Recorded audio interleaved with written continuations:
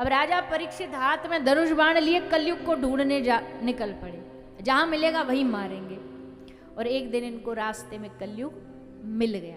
और कलयुग क्या क्या कर रहा है?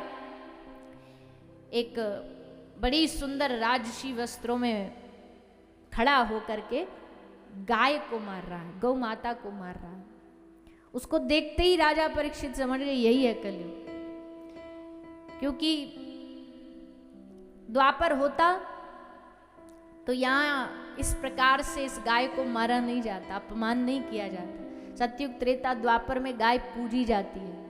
ये तो कलयुग ही एक ऐसा है जहाँ के लोगों की बुद्धि में ये बात कहाँ से आ गई कि गाय की पूजा से ज़्यादा गाय को कष्ट देना शुरू कर दिया, गाय को मारना शुरू कर दिया।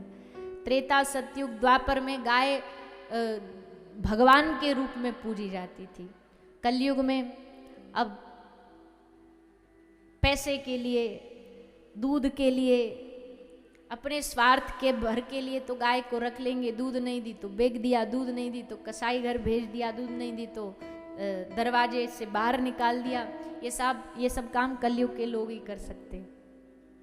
कलयुग का प्रभाव है, नहीं तो ऐसा करना महापाप है। तो कलयुग ने जब गाय का अपमान किया, राजा परीक्षित समझ गए और कलयुग को मारने दौड़े। कलयुग ने आके भगवान से क्षमा मांगी राजा परीक्षित से। राजा परीक्षित से पूछा कि महाराज आप ही बताइए, हम निवास करें तो कहाँ करें, जाएं तो जाएं कहाँ? तो श्री परीक्षित महाराज ने कलयुग को रहने के लिए 4 स्थान दिए। जुआ, शराब, हिंसा, वैश्यालय, इन सब जगह कलयुग का निवास हुआ। अंत में फिर परीक्षित राजा से कलयुग ने मांगा कि हमको कोई एक अच्छा स्थान दीजिए। तो स्वर्ण 5वां स्थान मिला, सोना, जो अधर्म नीति का स्वर्ण, उसमें कलयुग आके बैठता है।